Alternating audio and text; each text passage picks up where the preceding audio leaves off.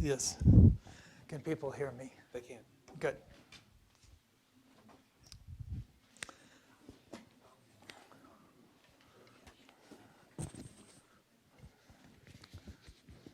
My watch says we have 4 minutes to go. My watch says we have 4 minutes to go. My watch says we have 4 minutes to go. Don't forget the afterwards with the question period. Often I'll run up.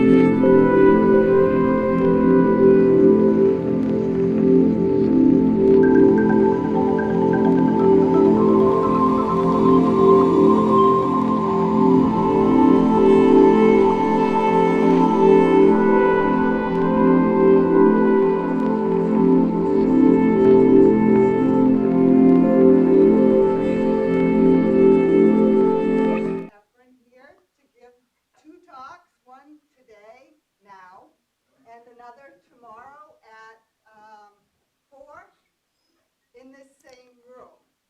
And it's really exciting to see so many people in this room. We rarely get this kind of a crowd for a statistician.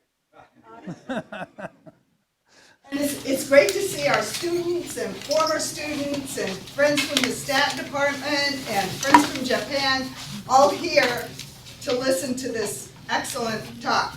So let me just introduce somebody who doesn't need an introduction. Anybody who's come anywhere near statistics has heard the word bootstrap and associates that with Brad Efron. But let me just tell you, he was born in Minnesota, found his way to Stanford by way of Caltech. He eventually survived Stanford. I'm sure he's sick of hearing about this after being thrown out for a period of time and got his PhD there. He stayed there and has held a number of administrative positions, including Chair of Statistics, Associate Dean of Science, Chairman of the University Advisory Board, and Chair of the Faculty Senate. He has numerous honors, which include doctorates from Chicago, Madrid, and Oslo. He's had a MacArthur Prize Fellowship, membership in the National Academy of Sciences and the American Academy of Arts and Sciences, fellowship in the IMS, and ASA and the Wilkes Medal Parson Prize. And not to mention, he was a 5-star visitor in Taiwan. So let's welcome Brad Efron.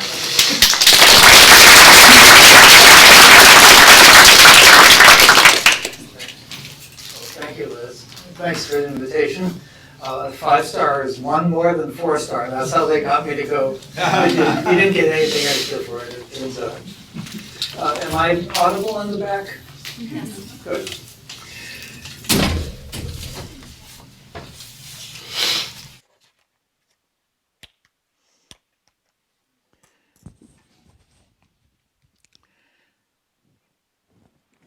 So it happens that 2013 is the 250th anniversary of Bayes' rule, and that's why I wanted to give a talk about it. The controversial theorem sounds like it must be an oxymoron, but in fact, Bayes' rule is controversial and has been off and on over a 250-year period. It's gone through times when it's been the dominant force in statistics. Other times, the 20th century, it wasn't a very big part of applied statistics, and now it's come back again. And given our new environment of big data environment, it's playing a bigger role. And my goal today is to use simple examples as untechnical as possible to show what the controversy is about and how it plays out in the day-to-day work that statisticians do. So this is supposed to be a schematic map of the greater mathematical world, and on it, statistics shows up as a rugged frontier country sharing a border with the enormous land of applied sciences off to the east there. And by and large, statistics is a prosperous and happy country, but not a completely peaceful one. And two contending philosophical parties, the Bayesians and the frequentists, have been vying for supremacy over the past 2.5 centuries. And the 20th century was mainly frequentist, especially in applications. Incidentally, there's some seats up at front too. But the 21st has seen a strong Bayesian revival. And unlike most philosophical arguments, this one has important consequences. The two philosophies represent competing visions of how science progresses and how mathematical thinking assists in this progress. And as I said, my goal here is to use simple examples to show that the argument is about. And near the end of the talk, I'll give some hints of an emerging Bayesian frequentist coalition designed to deal with enormous and complicated data sets that many people in this room, most of them I guess, are familiar with by now. So here's a true life Bayesian story. Actually happened to me. A physicist friend and her husband found out, thanks to the miracle of sonograms, that she was going to have twin boys. And as a student union one morning, we were all sitting around, she suddenly asked me, what are the chances my twins will be identical twins rather than fraternal twins? And so I'm experienced in these things. I said, I stalled. I said, I asked the doctor, told her anything else. And the doctor had good background. He said, yes, 1/3 of twin births are identical and 2/3 are fraternal. So Bayes would have died in vain if I didn't use his rule to answer the physicist. So we need to combine two pieces of partially contradictory evidence. Past experience favors fraternal over identical, 2-to-1. The probability identical, probability fraternal, 1/3 divided by 2/3. Is this working? Yeah. Oh yeah, there it is. 1/2. And however, the current evidence from the sonogram favors identicals. Identical twins are always the same sex, while fraternals it's 50-50. And therefore, if you've seen same sex in the sonogram, it's twice as likely that you started from identicals rather than fraternals. So that's the second line there. That's the current evidence. Past experience, current evidence. And what Bayes' rule is a way of combining past experience with current evidence. In this case, the rule takes a very simple form. The posterior odds, probability identical given what we've seen ratio to probability fraternal is the prior odds times the likelihood ratio, 1/2 times 2. They exactly balance each other out in this case. So I said equal odds, 50-50. And this greatly disappointed my physicist friends who thought I was guessing. And if I would have a wonderful reputation if I'd said 3/7, 4/7 or something like that. But Bayes' rule the rules are for everybody, as they say. The twins problem has a nice simple structure which makes it easier to see what Bayes' rule is doing. If anybody wanted to sit up near the front, it's more comfortable probably. Including people who are standing in the back, I don't know. Anyway, twins problem has a nice simple structure with only two possible states of nature, identical or fraternal, and only two possible outcomes, same sex or different. So you can directly verify that Bayes' rule is giving the right answer. I've drawn a 2x2 table which has the identical fraternal, the states of nature, which we can't see, versus the sonogram, same sex, different sex. And I've labeled the four cells A, B, C, D, and we know some scientific facts that box B has 0 probability because identical twins are always the same sex. And we know that C and D have equal probabilities because of the randomness. And we also know one other important fact. The doctor told us that the odds add up, the probabilities add up to 1/3 for identical and 2/3 for fraternal. So therefore, if you didn't know anything about Bayes' rule, you could still fill in the four boxes, and you'd see that you have 1/3, 1/3, 1/3, 0. And now the physicist, all she knows is that she's in the first row, the first column. And the first column is equal 1/3, 1/3, and therefore it's 50%. And so that Bayes' rule is a way of automating this kind. This gets much harder if you have more complicated states of nature and outcomes. And I was tempted to show the physicists this table, but I never did. Incidentally, the twins turned out to be fraternal. In fact, I ran into the physicist again, and I said, "Are they identical?" And she said, "They couldn't be more different." In a sort of determined voice. I didn't push it any further than that. So the twins example contains in simplified form all the elements of a general problem in statistical inference. We have an unknown state of nature, theta, identical or fraternal. We have a prior distribution, prior beliefs about theta that can be expressed as a probability density, pi of theta, I've called it there, 1/3 or 2/3. We have some current evidence I'll call X, the sonogram, and we have a probability model that's F sub theta of X that says something about how X will come out given what theta is, and that's what the 2x2 table is. And then the question is, what is pi of theta given X? The posterior beliefs given X. And this brings us to Bayes' rule, which, as I said, will celebrate its 250th birthday this year. Thomas Bayes, interesting man, a nonconformist English minister of substantial mathematical interests, and he'd probably be a math professor or something these days. And he nearly did die in vain because the rule wasn't published in his lifetime. A much more important figure in English mathematical and political circles, Richard Price, went through a lot of trouble to have his Bayes paper published in the Journal of the Royal Society, now called the Journal of the Royal Society, Proceedings of the London Society then.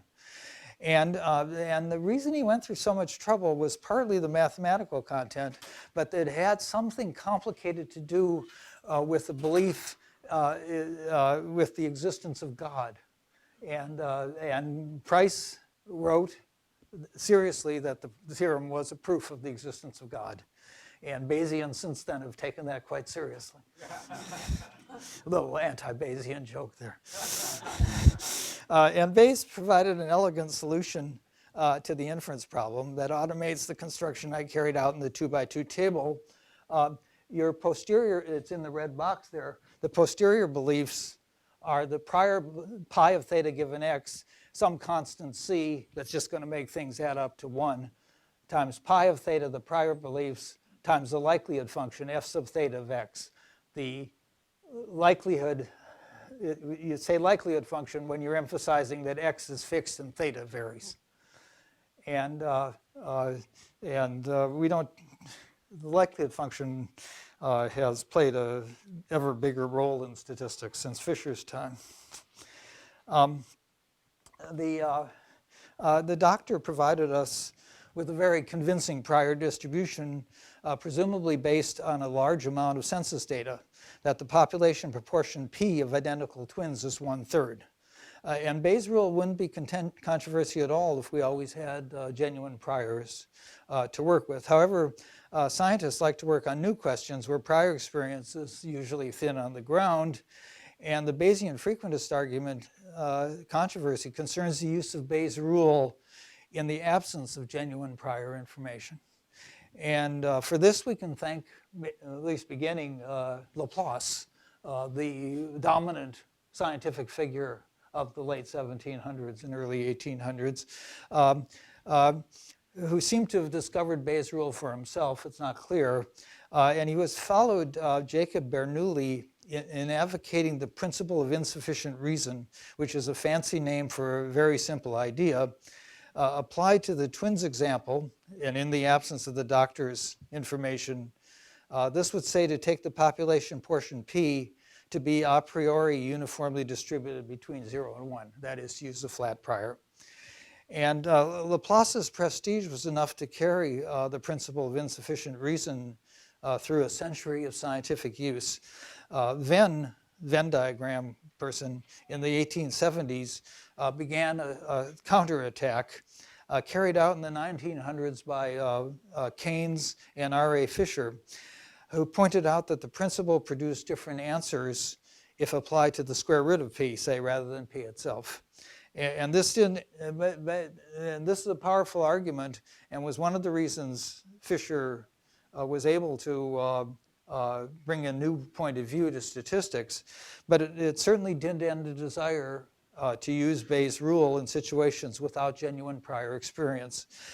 Harold Jeffreys, at the time the world's leading geophysicist and a staunch opponent of continental drift, incidentally, he was also very interested in statistics, and he devised an improved principle that was invariant under transformations. I'll say a little more later.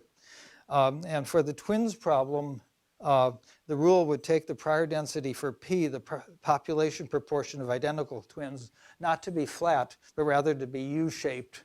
In the box, I've written that out mathematically. And of course, different prior distributions produce different results. My answer to the physicist that she had a 50% chance of identical twins changes to 67% with Jeffreys' prior or the flat Laplace prior. And as I said earlier, there's been recently been a strong Bayesian revival in scientific applications. I edited an applied statistics journal, and perhaps 1/4 of the papers that came in were written from a Bayesian point of view, employing Bayes' theorem, and almost none of them began with genuine prior information. Genuine meaning past experience of the kind the doctor was quoting. Most of them used some form of more modern version of Jeffreys' priors. And a large majority of working statisticians still do not fully accept Jeffreys' Bayes kinds of Bayes procedures. And that brings us to frequentism, which is much more difficult to define than Bayesianism, because frequentism isn't a firm philosophy. It's more the absence of a philosophy and how you proceed.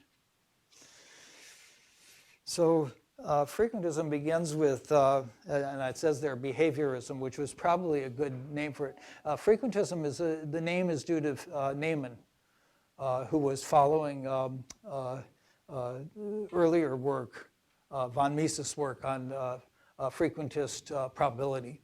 Frequentism begins with 3 of the same 4 ingredients as Bayes' theory: an unknown parameter or state of nature, theta, some observed data, x, and a probability model, f sub theta of x. And what's missing is the prior, pi of theta. You don't have to have that.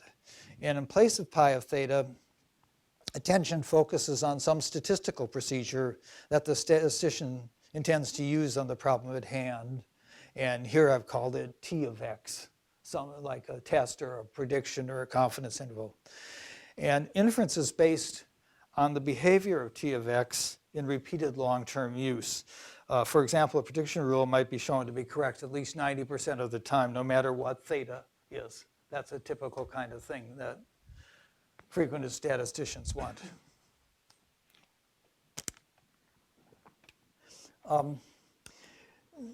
In the frequentist framework, optimality, finding the procedure T of x that has the best long-term behavior, becomes a central mathematical task. We might try and find the best prediction rule, for example. Optimality doesn't play nearly as big a role in the Bayesian world because Bayes' theorem produces a single answer, presumably the correct one all the time. The frequentist bandwagon really got rolling in the early 1900s.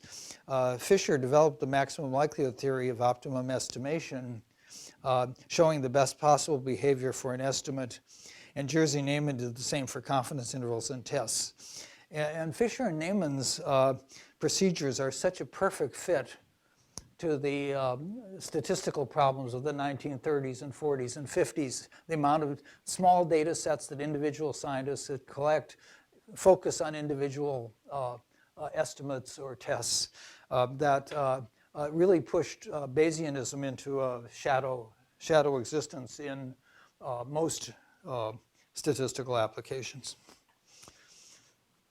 Here's a small data set of the type that might be familiar to Fisher and Neyman. 22 students have each taken 2 tests called mechanics and vectors. Each of the points represents the scores for one student.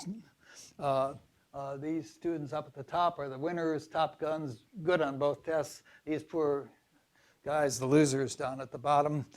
And we can calculate the correlation coefficient between the 2 tests. It turns out to be 0.498. What I called, and we might wonder how accurate that is. And what I called the data X before is now all 22 points, while the statistic or method T of X is taking the correlation coefficient. And if the points had fallen perfectly along a straight line, the correlation coefficient would be 1. You could predict mechanics perfectly from vectors or vice versa. You wouldn't need 2 tests. 0.498 is sort of an intermediate value, a reasonable amount of prediction. The actual observed value, 0.498, suggests a medium. And we might wonder, 22 points isn't a lot, maybe 498 isn't very accurate. So a little bit of notation, it will just be a little. N is the 22 student scores. The data boldface Y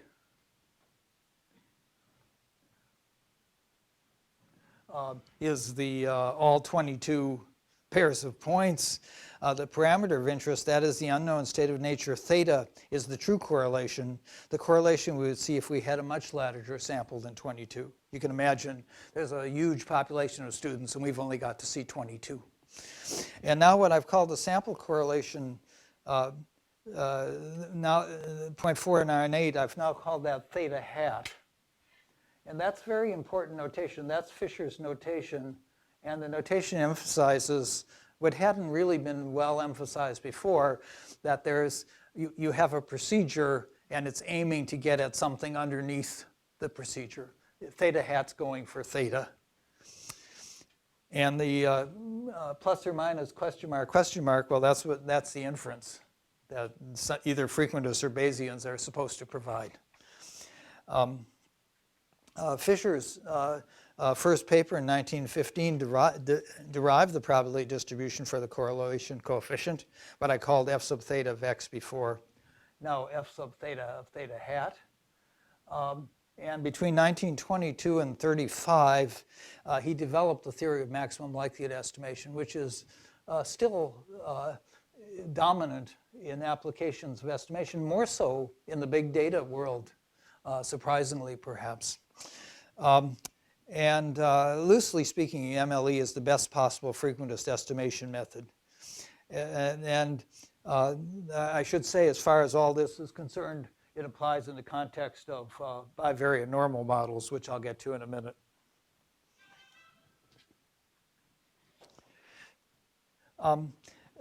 Despite pursuing quite similar scientific goals, the two founders of mathematical statistics, Fisher and Neyman, became bitter rivals during the 1930s. Neyman wrote a well-known paper called The Silver Anniversary of My Dispute with Fisher. You don't write that kind of paper if things are going smoothly. Neyman essentially completed Fisher's program by developing optimal frequentist methods for testing in confidence intervals. And Neyman's 90% confidence interval for the student correlation is perhaps shockingly wide. Its theta exists in 0.164, 0.717. And I'll show you in a second where you get that. And that, Neyman, if you follow Neyman's, if your behavior is to always follow Neyman's rule of construction, which I'll show you in a minute, 90% of the time you'll get the right number in theta in the brackets, and 5% will be too low and 5% too high. And what this really shows, the width shows that 22 points isn't very much. Here's a picture of the Neyman construction. The physicists like to call it the Neyman construction these days, and it's big in the physics world. The black curve is Fisher's probability distribution for theta hat, the correlation, the sample correlation, if the true correlation was 0.164, the lower point. The lower point is chosen to put exactly 5% of the probability above the observed value. The upper point puts exactly 5% below the true value. And it's not obvious. We've seen this a lot of times. It's not obvious. It's hard to explain confidence intervals to people. It's really quite a subtle idea. Maximum likelihood estimation and optimal testing and confidence intervals are used literally millions of times a year in serious work. I bet it's used in this building maybe 1 million times a year by now. I don't know. It's used in our building an awful lot. We don't have any prior information for the student correlation problem, at least I don't have it. But that wouldn't stop Jeffreys or most modern Bayesians. Jeffreys' prior, called objective or uninformative in the literature, takes the prior pi of theta to be proportional to 1/1 minus theta squared. And I'll just tell you that Jeffreys was a keen student of Fisher's work too, and vice versa. And Jeffreys' formula depends on Fisher information, interestingly enough. So I used Bayes' rule to estimate the posterior density of the student correlation coefficient given the 22 data points and starting from the Jeffreys prior. And here's the posterior distribution of theta given theta hat in the student score problem, assuming a bivariate normal model and assuming that we start with Jeffreys prior. And I've labeled the two, the 5% point and the 95% point, 0.164 and 0.718. The center is the 90% credible interval. And that has the nice property that you can say, if you believe Jeffreys prior, that there is a posterior 90% chance of being in that range. And it happens it's the same interval as we had before. And that isn't an accident, but it also is rather special to this particular case. And that specialness is something that is emerging now. The fact that this isn't always true is causing problems. If we always had this nice agreement, peace would break out in the land of statistics, and it hasn't. Warfare hasn't also broken out. Things are perking along, I'd say, in a pleasant way, interesting way. I I actually selected the 22 students randomly from a bigger data set of 88 and Marty at Kent and Bibby. And here's a table of the sample correlation coefficient theta hat. As I increased the sample size, at 44 it was much bigger, 0.663. At 66 it was 0.621. For all 88 it was 0.553. And the bottom infinity is Fisher's, is the name and confidence interval based on all 88, 415 to 662. And so here we have the ability to peer into the future, as it were. Statisticians usually don't have that ability, the luxury of peering into the future. And frequentism and Bayesianism are competing philosophies for extrapolating from what we can see to what the future might hold. And that's what the 250-hour argument is about, is how to do that extrapolation. This picture, I said I'd say something about bivariate normal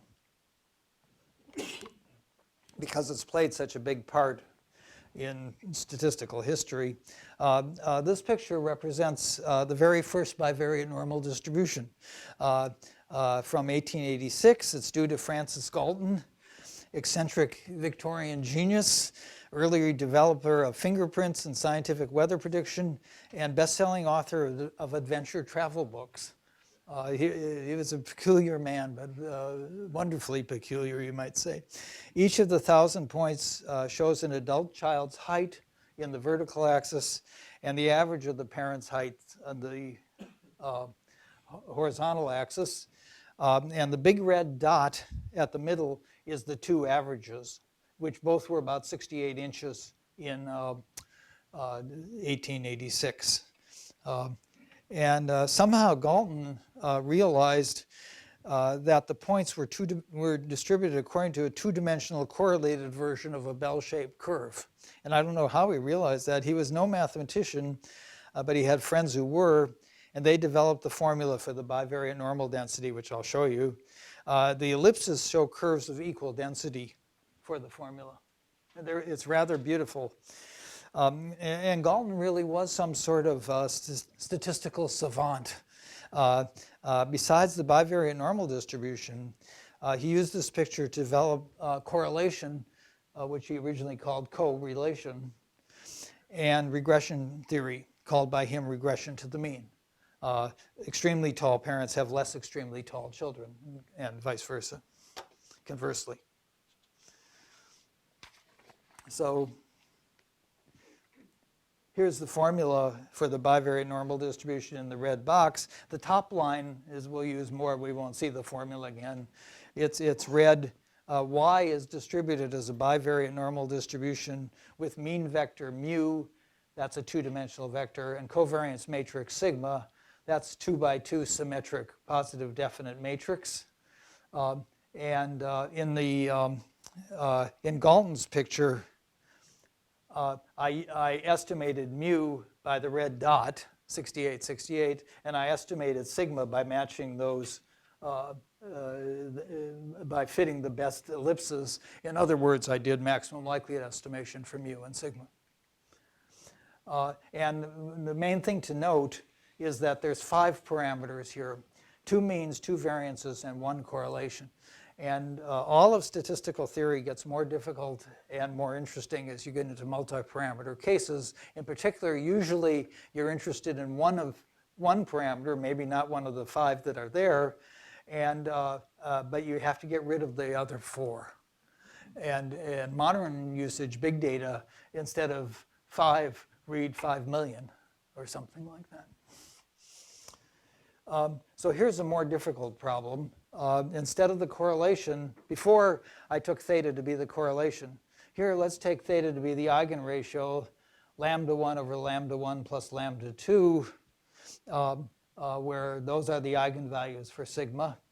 And the score data, the MLEs, gives theta hat equals 0.793.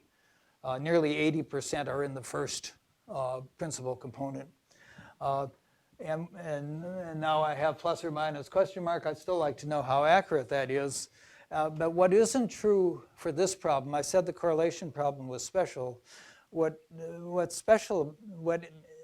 doesn't happen in this problem is that F sub mu sigma of theta hat depends only on theta. That does happen for the correlation. That's how Fisher got his start that's what his 1915 paper was about. Here we have 4 nuisance parameters that we have to get rid of somehow. And how you get rid of them is a point of big argumentation between Bayesian inference. Bayesian inference has a simple way of dealing with nuisance parameters. They're simply integrated out. Simple, at least conceptually. It might be mathematically hard to do that. Simple isn't necessarily correct according to hardline frequentists, or not such hardline either.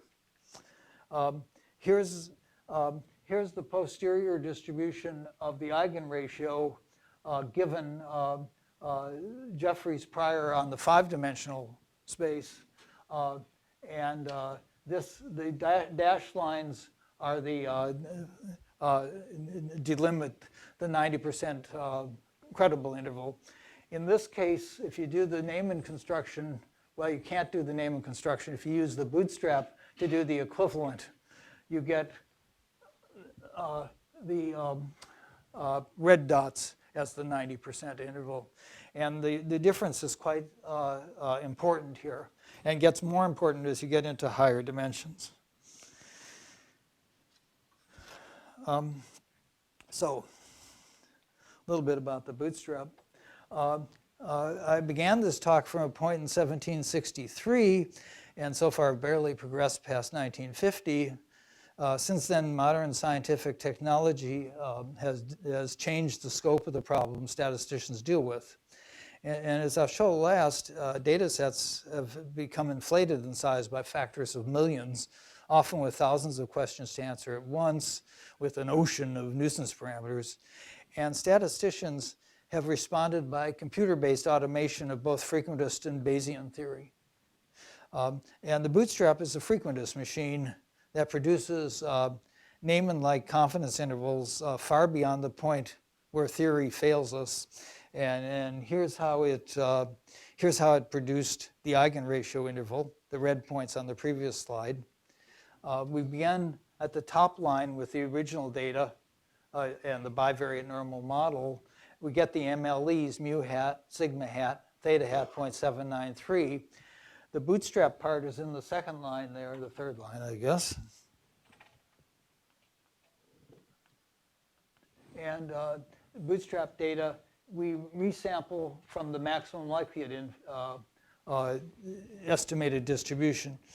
22 samples yi star from bivariate normal, now with mu hat and sigma hat put in. And I did 10,000 of those. Each of those gives a Bootstrap eigenratio. 10,000 of them gives theta hat stars. They are somewhat upward biased, 58% of them. Let's see if I can show that. Here's the histogram of the 10,000 Bootstrap eigenratios. And in fact, 58% of the Bootstrap values exceeded 0.793. That implies that if you use the eigenratio, the maximum likelihood eigenratio tends to overestimate the actual eigenratio. So if you want to have a confidence interval, you have to shift things downwards. And that's why those red points were shifted down.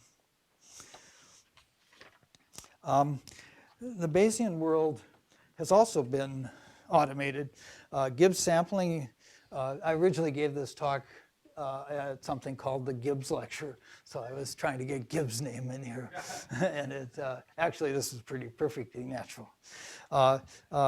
The Bayesian world has also been automated. Gibbs sampling is a Markov chain random walk procedure named after Gibbs. Distribution of statistical physics.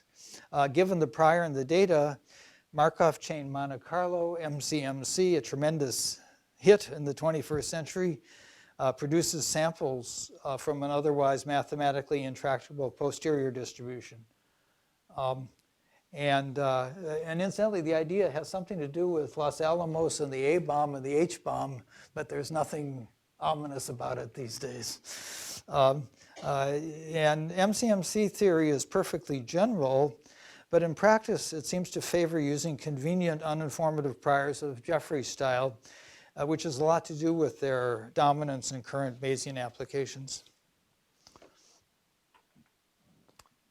I wanted to end with a big data example. More typical of what statisticians are seeing these days. This data is from a prostate cancer study involving 102 men, 52 with prostate cancer, 50 healthy controls. Each man was measured on a panel of 6,033 genes using microwaves. For each gene, a summary statistic xi was calculated. The difference in means between the cancer patients and the healthy controls, which suitably normalized, should be distributed according to a bell-shaped curve. And the probability model, which you can really justify in this case, down at the bottom in the red box, xi distributed as normal, delta I1. Delta I is the true difference or effect size between treatment and control. And of course, the investigators in all were hoping to find deltas that were very big, maybe very positive or very negative, as clues to what's going on with prostate cancer. They expected most of the genes not to have deltas near zero, but they didn't know which ones, of course.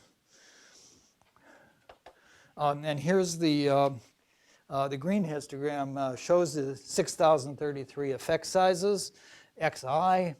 The black curve indicates what we'd see if none of the genes had anything to do with prostate cancer, a perfect bell-shaped curve centered at zero.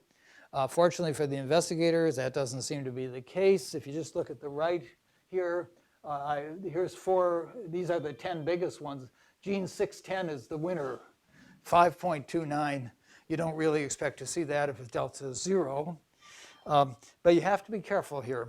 And being careful goes back again to Galton. With 6,033 genes to consider at once, the largest observed values will almost certainly overstate their corresponding effect sizes. This is a regression to the mean. Winner's curse is a nice name for that.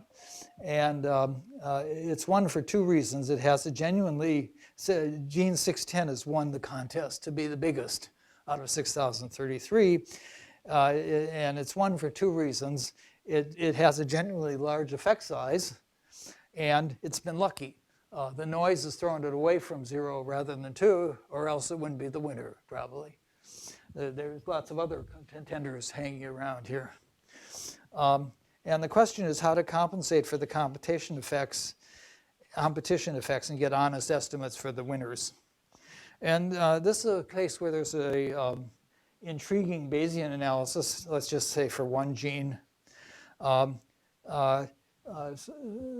Suppose delta has a prior density, pi of delta, and our probability model is the f of delta x normal centered at delta, variance 1. Suppose the marginal density, m of x, is the expected value of x integrating out over delta. That's what we got to see, essentially, in that histogram. And then the Tweedy's formula in the box is a really neat formula for the Bayesian posterior expectation. Expected value of delta x is x plus the derivative with respect to x of that marginal density. And the trouble with applying Tweedy's formula to the prostate study is without prior experience, which I don't think we have here, we don't know pi of delta, and we don't know m of x. And this is the kind of situation where frequentists rebel against using Bayesian methods. But there's a nice compromise method available that goes under the name empirical Bayes. If we draw a smooth curve through the top of that histogram, it has to fit better than the normal 0, 1 curve. We get an estimate of m of x, and then we can differentiate its log, and we can get an empirical Bayes estimate, expected value of delta xi given I put a hat on it, xi plus ddx log m hat of x. And at this point, we've obtained a frequentist estimate of our Bayes expectation without making any prior assumptions at all, which is another way of saying a fact that's coming clear in the statistical world, that large parallel experiments contain their own Bayesian information. Important point.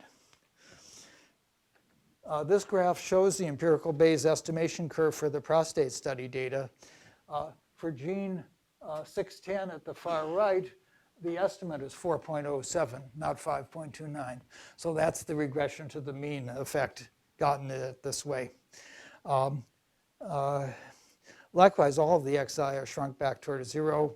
The curve has an interesting shape. You'll notice it's sort of flat between -2 and +2.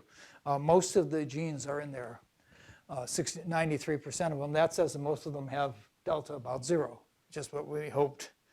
And empirical Bayes is what I referred to at the beginning of the talk as a Bayes frequentist collaboration, a hopeful sign for future statistical developments. Okay, finally, last slide. This is a score sheet for the frequentist Bayesian argument that you can use to decide which philosophical party you join if you're an applied statistician. So there's six criteria here. First and foremost, line 1, Bayesian practice is bound to prior beliefs, while frequentist focuses on behavior. The Bayesian requirement for a prior distribution, what I call pi of theta, is a deal breaker for frequentists, especially in the absence of genuine prior experience. On the other hand, frequentist analysis begins with the choice of a specific method, which strikes frequent Bayesians as artificial and incoherent. And 2, Bayesianism is a neat and fully principled philosophy, while frequentism is a grab bag of opportunistic, individually optimal methods. Philosophers of science usually come down on the Bayesian side. 3, only one probability distribution is in play for Bayesians, the posterior distribution I called pi of theta given x. Frequentists must struggle to balance behavior over a family of possible distributions, as illustrated with Neyman's construction for the confidence intervals. Bayes procedures often have an alluringly simple justification, perhaps dangerously alluring, according to frequentists. And bootstrap methods are an attempt to reduce frequentism to a one distribution theory. It has that effect. 4, the simplicity of the Bayesian approach is especially appealing in the dynamic contexts where data arrive sequentially and where updating one's belief is a natural practice. And this was brought forward in the 2012 presidential election, where in the New York Times, it was Nate Silver's column who was doing Bayesian updating of the polls as they came in. Very natural thing to do. 5, in the absence of genuine prior information, Bayesian methods always have a whiff of subjectivity, even if you use Jeffrey's kinds of priors. Bayesianism is very well suited to the individual scientist or small group trying to make rapid progress on their subjective interests. Frequentism plays more to the wider scientific community, including skeptics as well as friends. And frequentism claims for itself the high ground of scientific objectivity, especially in contentious areas such as drug approval or faster than light neutrinos. My final criterion has to do with mathematical modeling. Bayesian theory requires an extra layer of modeling for the prior distributions, and Bayesians tend to be aggressive math modelers. And in fact, Bayesians tend to be more generally aggressive in their methodology than frequentists. Another way to state the difference is that Bayesians aim for the best possible performance versus a single, presumably correct prior distribution, while frequentists hope to do reasonably well no matter what the prior might be. And one current trend I haven't talked about is away from parametric models entirely toward more defensive non-parametric approach, which naturally is congenial to frequentism. The two-party system can be upsetting to statistical consumers, but it's been a good thing for statistical researchers, doubling employment, I might add, and spurring innovations within and between the parties. And these days there's less distance between Bayesians and frequentists, especially with the rise of objective Bayesianism, and we may even be heading for a coalition government. The two philosophies, Bayesian and frequentist, are more orthogonal than antithetical. Practicing statisticians are free to use whatever method seems best the problem at hand, which is, of course, what I do, which most people do. So thank you, and I hope you'll wish Bayes' theory a happy 250th birthday.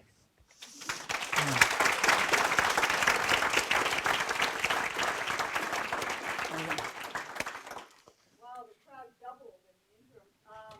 Before we open up for questions, I'd like to remind you that I'm sure you're tantalized by today's exceptional talk, and you'll want to attend tomorrow at 4, right? 4, yeah. 4. And there's a reception following at 5. So thank you, that was terrific. Questions? Incidentally, the 1,000 mathematicians that I spoke to first didn't have any questions at all. I think I stunned them. Maybe I've succeeded again. None of the Bayesians want to ask a question?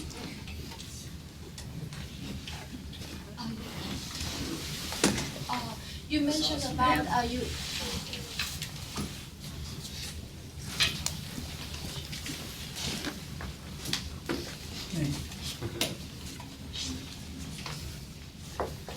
You mentioned about a compare of bias and frequencies, such as the 6 criteria of there, and I wonder if, from your point of view, do they share any similarity? Do they share what? Any similarity? Oh,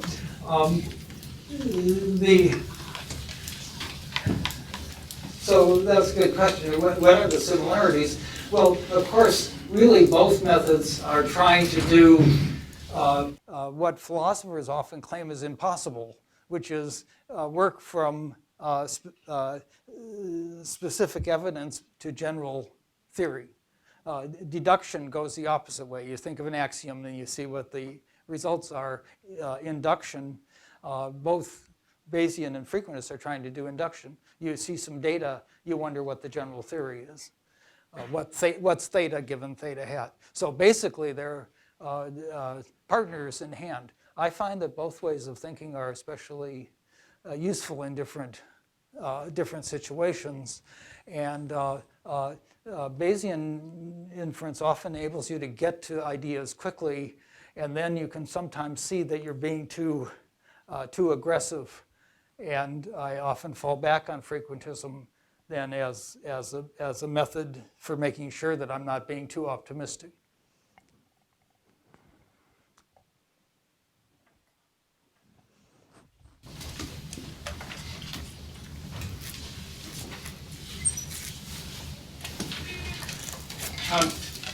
You kind of, as you mentioned, Bayesianism is theoretically always the optimal thing to do if you know the prior.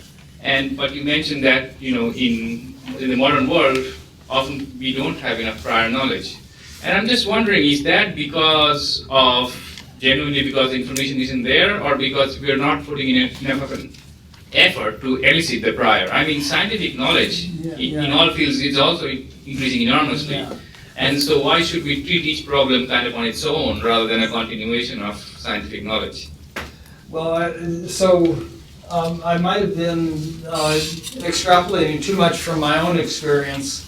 The problems I work on, usually it's a scientist working on some new thing. They don't like the old stuff. That's why they don't, if I say what's the literature, they don't pay much attention to that.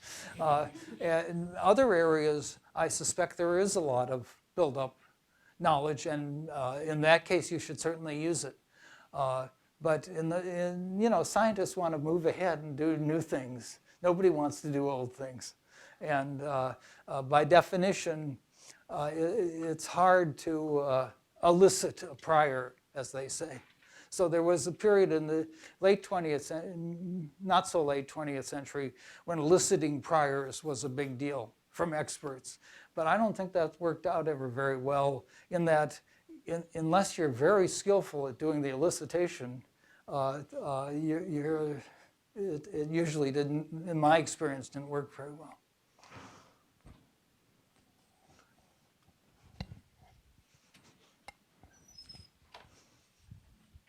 Hi, Brian. Actually, I have two questions. The first question is about the usage of duty formula. You actually estimate the data. The last example of the gene. So you estimate MX. Yeah, you estimate MX by that by some empirical base and using data. And actually, we know that. You are interested in the tail, so that maybe there's very less data than you can estimate the tail. So maybe I think you have some techniques of not just type 2 MLE to estimate that, but just borrow information from more data parts. Otherwise, maybe even that MX fits very well, but maybe still fell in tail, right? So I didn't quite get the question. The question is actually you are interested on the tail, those whether they are good or not. But MX, do they have guarantee for No. it is also very good on the tail because there are very less data on the tail? That's the first question. No, so in the case I had, Okay. I'm broadcasting, and I'm still broadcasting, aren't I? In the case I had, I just fit a spline, a Poisson regression to the heights of the curve. The point of the example really was not that that was a wonderful thing to do, but that it's an interesting fact that in these big data sets, you start pulling in gene 610 there's information in all the other genes about gene 610. And if you were a pure Bayesian, you'd get that essentially for free from the prior. But empirical Bayes, you can still pick up, you can start learning from 6,033 genes. The other 6,032 have something important to say about the other ones. And so that was really the point of that. Okay. Also, another question about the first example of bivariate normal. So about that eigenratio, I guess first you do an MLE for that, but when P, those dimension goes very large, that's multivariate normal, those MLE just could fail if you don't allow any shrinkage or anything like that. So based on that MLE, you do Bootstrap, then this could also not very Yeah, that's a fair point, that if I did a 1,000-dimensional problem, I'd have to be more careful, and I probably would wind up doing something hierarchical where at the stage where I use the MLE, I only had 6 or 10 or 20 parameters, not 1,000, because you're quite right, it won't go through things. And very high-dimensional problems are what statisticians, both Bayesians and frequentists, are working hard on these days. And I keep thinking that there's going to be real progress in statistical inference because of this. One thing you might have noticed is in the talk is that most of the inference work was done a long time ago. And about the only thing that was very new is the empirical Bayes ideas. And I think we're overdue for some good new inferential theories. I think we should. I think We're okay. Let's thank Dr. Efron again, and